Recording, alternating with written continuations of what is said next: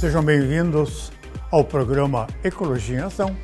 Esta semana apresentando um tema bastante complicado, complexo e desagradável. Mas a função do apresentador, da imprensa, da comunicação é informar corretamente os telespectadores da forma como o planeta está evoluindo em função dos gigantescos impactos que sofre. Estamos em plena evolução das mudanças climáticas. Esse é o tema da apresentação de hoje. No ano de 2000, fiz a primeira palestra em Joinville sobre o Fórum Climático Brasileiro. Foi lá na Fundição Tupi. Foi, assim, um evento com uma grande participação, prefeito, vereadores, diretores da Tupi e de outras empresas, da CIJA. E nós desenvolvemos lá e fizemos um alerta. E, inclusive, na época, fui até ridicularizado por apresentar um tema que poucos tinham conhecimento e muitos poucos acreditavam de que realmente isso viesse a acontecer e está acontecendo. Então nós vamos falar dos impactos sobre a saúde, sobre a agricultura, sobre as florestas, sobre os recursos hídricos, as áreas costeiras, que o mar está arrebentando, espécies e áreas naturais. São os impactos deste programa. Sensibilidade, vulnerabilidade e adaptabilidade é o que a humanidade vai ter que atender e já está atendendo, mas com pouca visibilidade, com pouco investimento, devia ser muito mais, e de mudança de comportamento, o que não está sendo verificado. Ao contrário, o comportamento humano está agravando e acelerando as mudanças do clima com o aumento da temperatura da atmosfera, que durante o transcorrer dessa apresentação vocês vão ver que o planeta não está para brincadeira, ele está se reequilibrando pelos impactos negativos que o ser humano está provocando sobre a crosta terrestre, sobre a atmosfera. A fina atmosfera de 4, 5 quilômetros de oxigênio que nós temos acima das nossas cabeças. É sobre esse impacto que as mudanças ocorrem. O que vai acontecer sobre a economia, sobre o social, é significativo, é desastroso. Desastroso. A imprensa diariamente comunica os desastres fenomenais, fantásticos que ocorrem no planeta.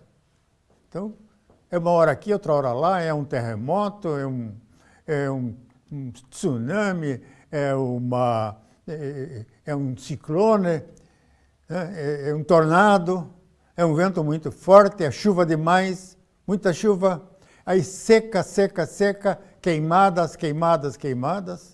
É impressionante isso. E não tem como controlar mais isso. Nós perdemos o momento do controle. Foi em 2012, de acordo com os cientistas lá do Fórum Climático da ONU. Os grandes temporais e enchentes nos últimos 40 anos. Isso aí foi registrado, muitos relatórios mostram, nesse período dos últimos 40 e 60 anos, inclusive, de que as alterações, as mudanças climáticas estão afetando todo mundo. Todos estão sendo afetados. Ontem mesmo eu assisti a um programa noticiário de televisivo e o locutor, o apresentador, dizia que está afetando o bolso de cada um. Realmente, no Brasil, está afetando o bolso de muita gente. A falta de água, o alto custo do tratamento da água e da sua distribuição, e também o aumento do custo dos combustíveis e da energia elétrica. Principalmente a energia elétrica, que quando não chove no Brasil, e grande parte do Brasil, Brasil central, não chove e não choverá até outubro ou novembro. Os reservatórios estão vazios e, nesse momento, o governo federal e os governos estaduais acionam as termoelétricas, que são tocadas com combustível fóssil, que é tirado lá de baixo, passa pelos pistões e motores da explosão e os gases vão para a atmosfera aquecendo-a assustadoramente. Isso não é mais brincadeira, não é mais ficção, isso é realidade. Então, as grandes catástrofes de enchentes estão ocorrendo. Aqui eu tenho um quadro que mostra essa situação, 1960 para 1969, e esses gráficos aí, como vocês podem ver, eles dão essa situação. Então, total o azul, a coluninha azul, são os totais das perdas econômicas, e o amarelo são os totais de investimento em seguros. E as companhias de seguro, de acordo com a evolução das mudanças climáticas, elas vão elevar tanto as mensalidades do seguro e as taxas de seguro que ou elas vão fechar, vão quebrar por indenizações que eles não terão mais recurso para cobrir. E aí a vulnerabilidade da raça humana vai aumentar. As florestas são o grande tema do momento. No ano passado, nós assistimos às queimadas que se transformaram em queimadas políticas.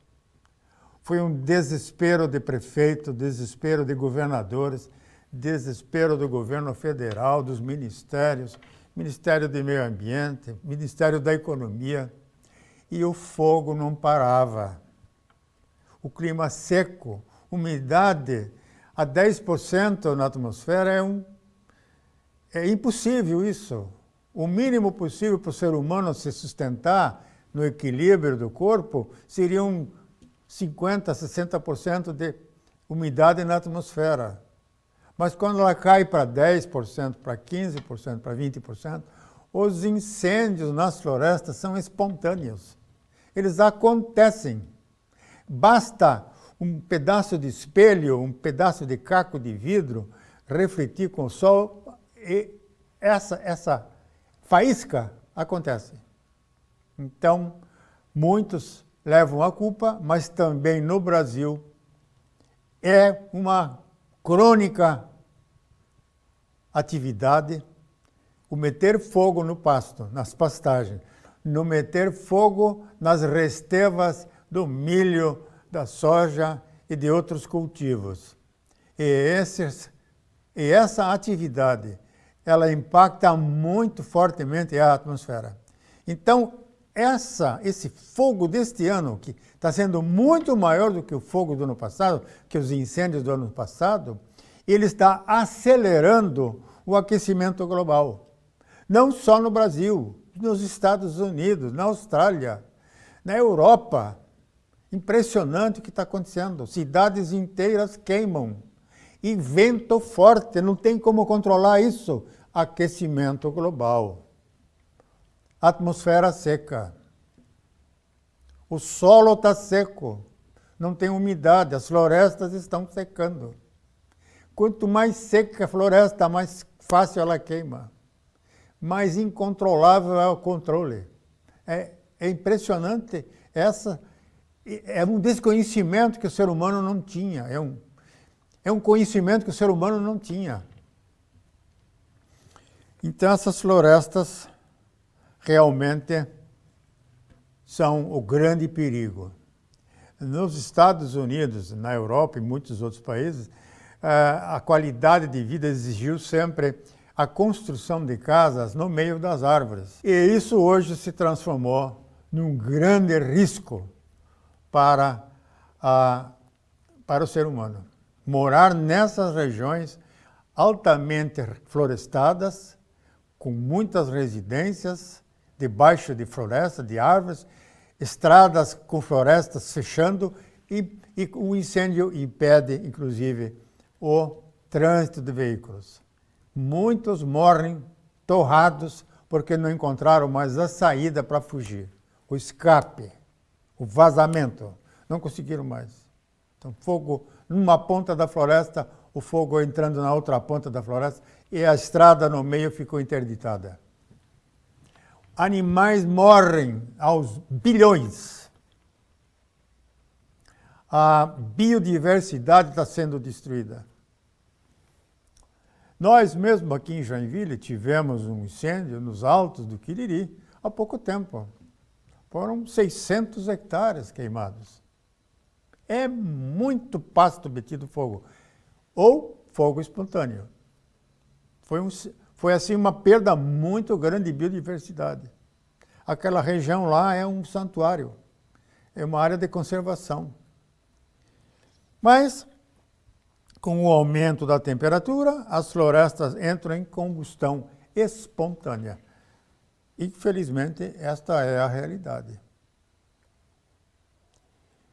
Depois, vamos mostrar para vocês que com o aumento da atmosfera, o gelo nos polos, no Ártico e na Antártida, ele começa a reduzir na sua espessura. No Polo Norte e no Polo Sul, a espessura do gelo é de quilômetros. E essa espessura está assustadoramente reduzindo e grandes deslocamentos de gelo estão indo para oceanos. O aumento do nível do mar está acontecendo. Vocês vejam as ressacas que têm ocorrido na costa brasileira. E não adianta pedir para o prefeito colocar rocha ou impedir que o mar avance, que ele vai avançar. Não vai ter dinheiro nos municípios, nas prefeituras, para conter essa fúria do mar.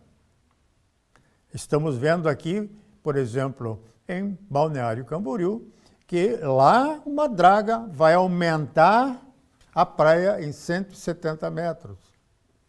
É o que eu escutei no noticiário televisivo. Tá uma faixa estreita.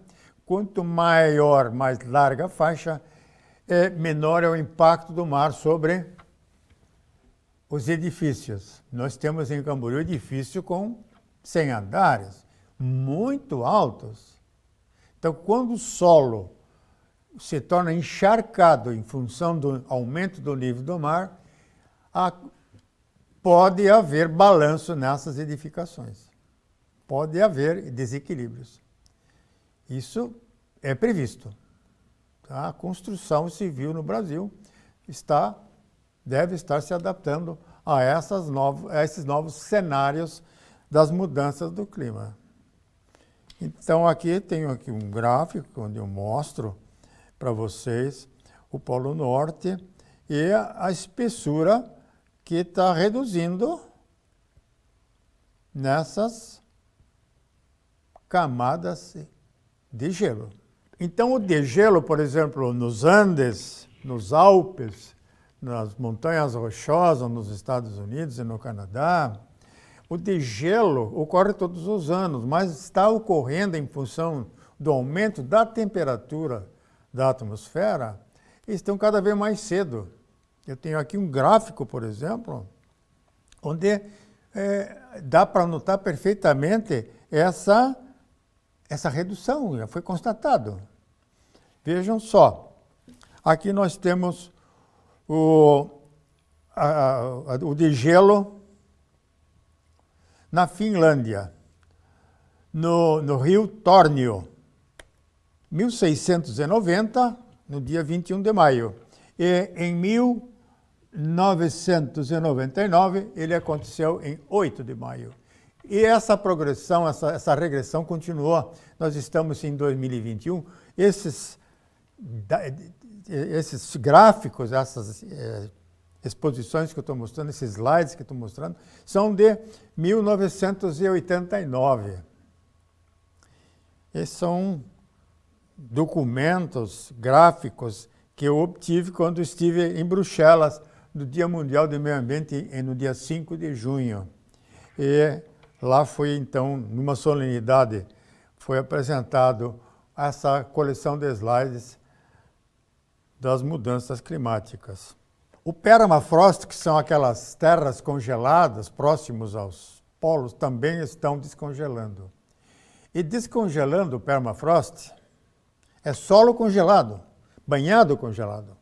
Então, o descongelamento deste permafrost faz com que fluam verdadeiros vulcões de metano que vêm das profundidades deste permafrost e contamina a atmosfera. O metano é um violento aquecedor da atmosfera.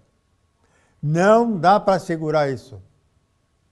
Verdadeiros vulcões ocorrem. É assustador o que está acontecendo próximo aos polos. O aumento da temperatura provocou grandes perdas pela descontinuidade do criosperma, provocando erosão ou perda da rica paisagem glacial, que mudou o processo hidrológico e permitiu o escape de CO2 e metano para a atmosfera. Oceanos e áreas costeiras. Existe dentro dos oceanos uma corrente de água que se desloca permanentemente durante milênios. E ela vai distribuindo água quente com água fria, água gelada, dando assim a temperatura amena nos continentes. Se essa corrente marítima tiver uma paralisação, vai ser um desastre. Vai ser um desastre. E ela pode parar em função do aumento da temperatura dos oceanos. É um tema pouco discutido no Brasil. Os países mais adiantados discutem isso. No Brasil, nós não prestamos atenção. Nós só vamos atuar remediando a situação que já aconteceu. Não trabalhamos preventivamente. Então, é um assunto que é de uma palestra inteira, esse assunto aí.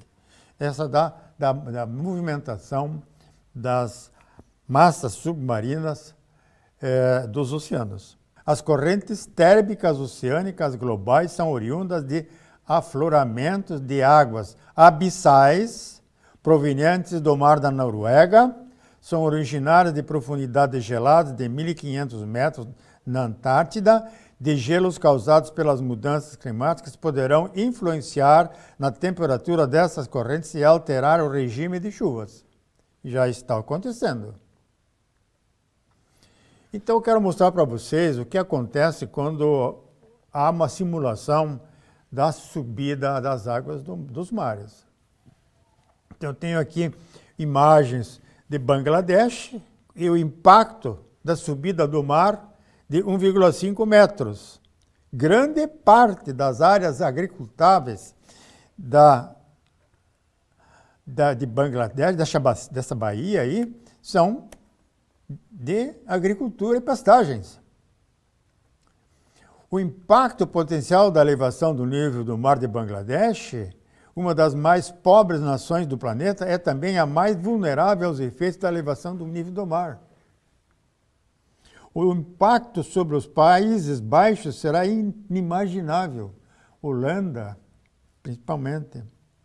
Daí serem os holandeses os que mais aplicam em programa de sequestro de carbono, o MDL. O impacto potencial do nível do mar, da subida do mar, no delta do Nilo. Terras fertilíssimas vão ser submersas, milhões de pessoas vão ter que migrar. Vão passar fome porque essa é a região da produção de comida. Impacto potencial da alta do nível do mar no delta do Nilo é igual, elevação entre 0,5 a 1 metro. Subindo o mar, serão rompidas as partes mais frágeis do dique de areia, imprescindível para a proteção de lagoas e áreas férteis recuperadas do mar. Os impactos serão dramáticos. 1/3 dos peixes capturados são produzidos nessas lagoas. Com a contaminação das águas do mar, a produção de peixe e de água doce será afetada. As terras agrícolas de valor serão inundadas. Está aí, então, o delta do Nilo. Grande a entrada do mar, com meio metro lá em cima e 1 metro aqui embaixo. Vocês vejam só, observem as imagens. A agricultura, que é agora o caso do programa, eu como engenheiro agrônomo gostaria de passar para vocês essas informações. Alteração de produção de cereais sob 3 diferentes cenários de equilíbrios. Então aqui os cenários de equilíbrio. Não é? Então, vou explicar para vocês quais são. Nível 1, troca de variedades. Para garantir a produção, as EPAGRES, as Embrapas, deverão providenciar variedades resistentes à seca, variedades resistentes a chuvas fortes, a ventos fortes. A mudança de data de plantio para pegar a chuva do restinho do verão, porque não terá água suficiente no plantio, na época de plantio normal. Os volumes de água em áreas irrigadas também devem ser recalculados. Certo? E no nível 2, adaptação adicional na mudança de cultivares. Você tem que mudar a cultura. Se aquela não foi mais, o trigo não foi mais, planta cactos, planta agave. Não dá para comer cactos. Vamos lá, o gado já come. Mudança na aplicação de fertilizantes. Cuidado com pouca chuva, fertilizante pode intoxicar o solo. Mudança nos calendários de plantio, já falei. Extensão antecipada do início da irrigação. Veja só no café robusta em Uganda, o que aconteceu. Em Uganda, a área total viável para plantio de café robusta foi dramaticamente reduzida com o aumento de 2 graus centígrados na temperatura atmosférica daquele país. Olha o que aconteceu, o impacto da temperatura e o desaparecimento da cultura do café robusta. Está o gráfico nas temperaturas atuais e os gráficos com mais 2 graus do lado direito, com o que vai ocorrer com a economia de Uganda. Reservas de água potável. Se o mundo mantiver o ritmo dos anos 90 na corrida pela água potável, se veja, anos 90, hoje está o dobro. Esta não será suficiente para assegurar o acesso seguro a todos a partir de 2025. Aqui estão os gráficos. O laranja é as necessidades ocorrem no laranja, mais de 40%, entre 40% e 20%, entre 20% e 10% e menos de 10%. Então, o Brasil está numa região onde a carência de água ainda em 2025 vai ser menos de 10%. É uma sorte para nós isso aí, como produtores de gêneros alimentícios para o planeta. Para o final dessa humanidade que está sofrendo os impactos, nós vamos ser ainda muito importantes na produção de cereais para a alimentação do mundo em estresse de água. População e estresse de água potável. Um estudo sugere, apesar das condições de água potável serem problemáticas em 2025, aliada à pressão da população, as mudanças climáticas poderão ter talvez um impacto positivo nas reservas globais. Logicamente, as nossas represas elas poderão receber volumes enormes de água e assim nós poderemos fazer esta reserva diante das mudanças atmosféricas, que prometem chuvas mais fortes, mais concentradas. Mas como temos muitas represas e elas estão vazias, elas poderão, a partir de 25, se tornarem novamente fartamente carregadas. Então está aí o estresse da água potável. E são os correntes, os riscos correntes da população. Então, no gráfico da esquerda, nós poderemos ver o que aconteceu em 1990 e a proposta para 2025, com suficiente água. Com água marginal, as colunas mudaram. Com período de estresse, no laranja, olha só o que é que está acontecendo. E no caso de falta de água, de escassez, os gráficos mudaram totalmente. E é isso aí que vai ser o foco das guerras futuras. Aumento das doenças causadas por insetos vetores.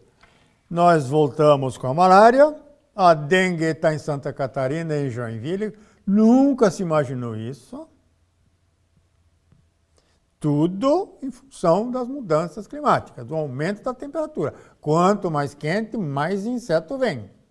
Mais insetos se desenvolvem, principalmente os vetores. Então temos dengue, chikungunya, sei lá, outras doenças que tem aí. E a malária está voltando, a febre amarela está voltando e outras mais. Potencial de transmissão de dengue no caso das temperaturas aumentarem. Estão algumas cidades mostrando o que vai acontecer. Cabe analisar profundamente este gráfico com o Ministério da Saúde do Brasil. Não adianta, depois que aconteceu, criarem-se CPIs da dengue. CPIs da malária. Vão politizar tudo.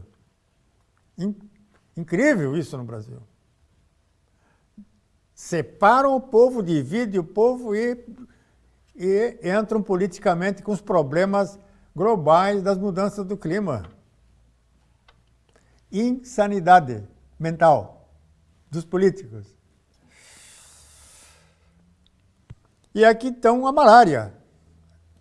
Os gráficos mostram tranquilamente o que está acontecendo. Alto risco é a cor mais forte do Bordeaux. E menor risco é o amarelo, o laranja. Então o Brasil também está envolvido nessa questão aí e vai sofrer as consequências, já está sofrendo.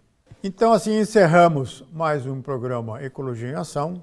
Os que desejarem manter contato, o meu endereço eletrônico está aí, para que a gente possa trocar ideias e mostrar caminhos seguros pelo planejamento que a gente tem para minimizar os impactos de ventos fortes, estresse de água, captação de água da chuva, produção de alimentos caseiros, no caso das grandes catástrofes fecharem as estradas. É isso aí que nós estamos pretendendo passar para vocês no Ecologia em Ação há 15 anos. Até o próximo programa Ecologia em Ação.